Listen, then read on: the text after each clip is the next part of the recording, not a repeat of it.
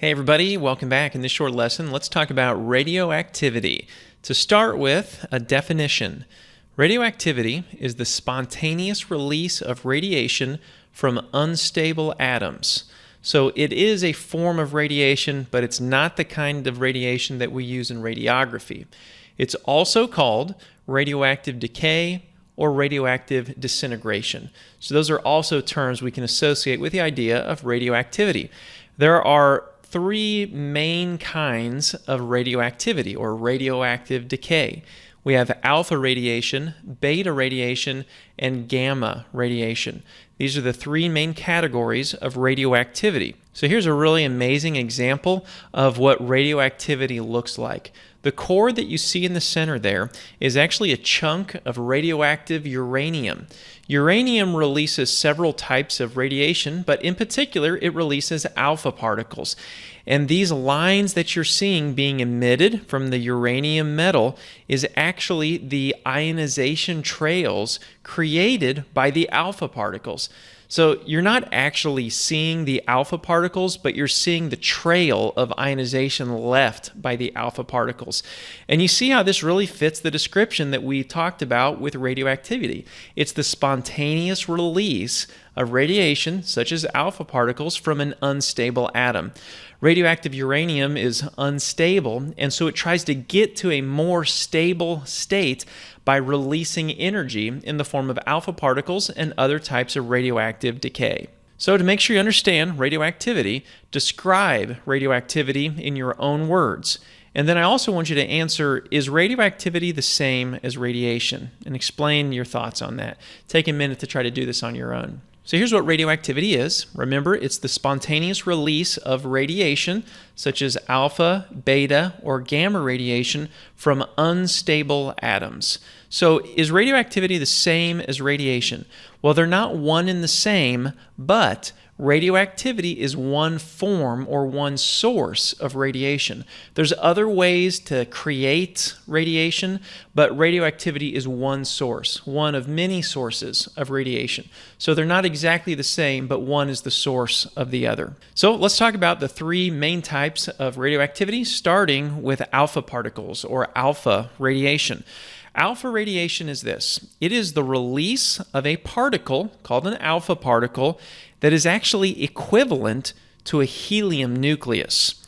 So this is a particle of 2 protons, which has a charge of +2, and 2 neutrons. So the overall charge of an alpha particle is +2.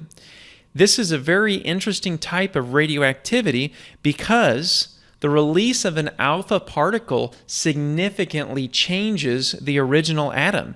It just lost 2 protons and 2 neutrons from its nucleus, because that's what an alpha particle is, 2 protons and 2 neutrons together. Well, when that happens, notice how the parent atom changes.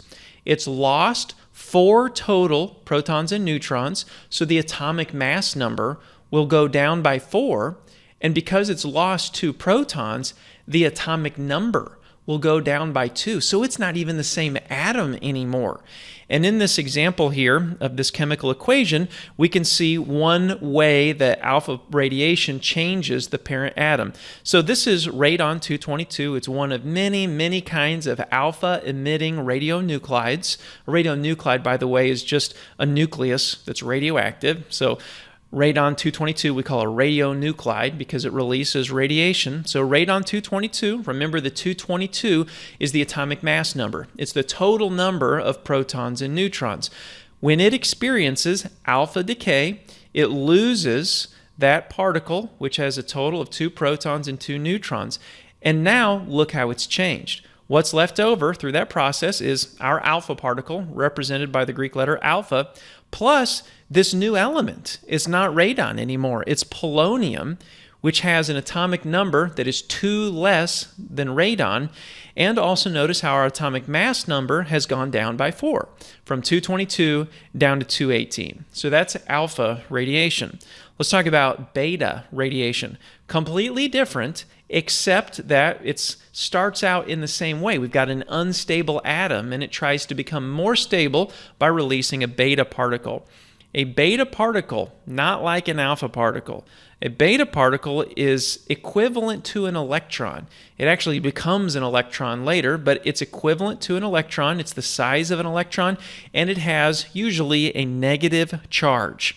So that's what we need to know here. A beta particle is a particle equivalent to an electron, except, of course, it's not coming from the electron cloud. It's coming from the nucleus.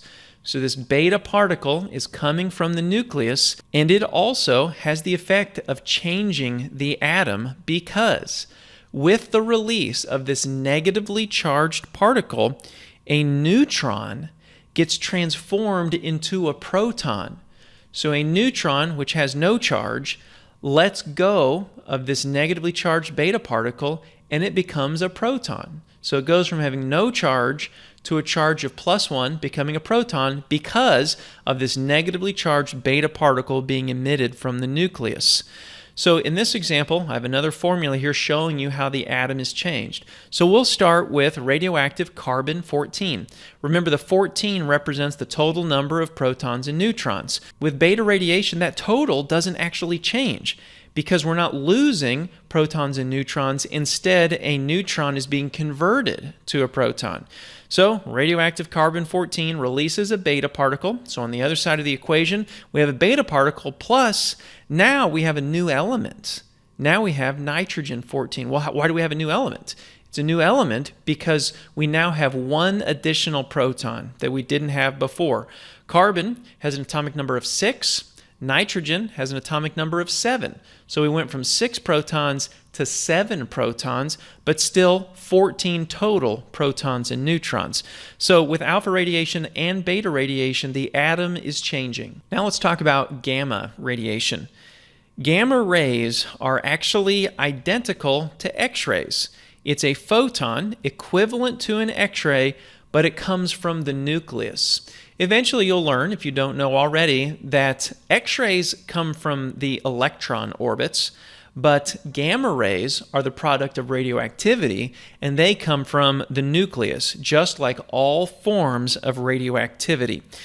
One of the things that's really interesting about gamma radiation is most of the time it is coming from what we call a metastable atom. A metastable atom is an atom that has an energetically unstable nucleus, but to become stable, it just needs to release a little bit of energy in the form of a photon. So it doesn't emit a particle like an alpha radiation or a beta radiation. It just emits energy in the form of a gamma ray. And in this chemical formula here, this chemical equation, you can see how this happens. So that first element that you see, we would call that technetium 99M, and the M stands for metastable. Remember, metastable means it's an unstable atom, almost stable but not quite stable. And this technetium 99M, when it decays and releases a gamma photon, it becomes just technetium 99. So there's no loss of a proton or neutron. There's no particles coming out of the nucleus. It's just energy in the form of a photon coming out of the nucleus. So it's still the same element. It still has 99 total protons and neutrons. It's still technetium, so the number of protons hasn't changed, but it's no longer metastable. It went from metastable to just a normal nucleus to a stable nucleus. What's really crazy is that some radioactive elements actually experience all 3 forms of radioactive decay. You may have them happening in series, where it experiences alpha, then gamma, then beta, or alpha, beta, then gamma, or they might be happening basically all at the same time. So just know that it's not like a radionuclide only experiences one type of radioactive decay. Sometimes it experiences multiple types of radioactive decay. So let's take a second, make sure you understand these concepts. What is the fundamental difference between X-ray photons and gamma photons? The main difference between X-ray photons and gamma photons is the origin. X-ray photons are created through a completely different process, and they come from the electrons. But gamma photons, they come from the nucleus of the atom, so the origin is different. Correct answer is C. The place of origin is different. Here's another practice question. Given that strontium-90 decays into yttrium-90, the principal mode of radioactive decay must be what? So if you start with strontium-90 and you end up with yttrium-90, what mode of decay must have happened for us to have this input and that output? Take a second to try to figure out this one on your own. All right, so there's a few things that we can rule out immediately. It can't be gamma radiation. Remember, gamma radiation almost always applies to metastable atoms. There's no indication that these are metastable atoms. And also notice that the element type has changed. We went from one element, strontium, to yttrium, which is a totally different element. So the element has changed, so it's got to be beta radiation or alpha radiation, because in both of those, the element changes. So what's our other hint here that's going to tell us if it's beta or alpha? The clue here is the atomic mass number. The atomic mass number is 90 for both the input element and the output element. Well, if the total number of protons and neutrons has stayed the same, the correct answer must be B, beta radiation. If it was alpha radiation, we would have seen the atomic mass number decrease by 4, but that's not what happened. It stays the same. So it has to be beta radiation. With beta radiation, the atomic mass number stays the same, but the atomic number changes, so we change elements. Hopefully this was helpful to you. I imagine you'll have some questions, and I look forward to those. Thank you.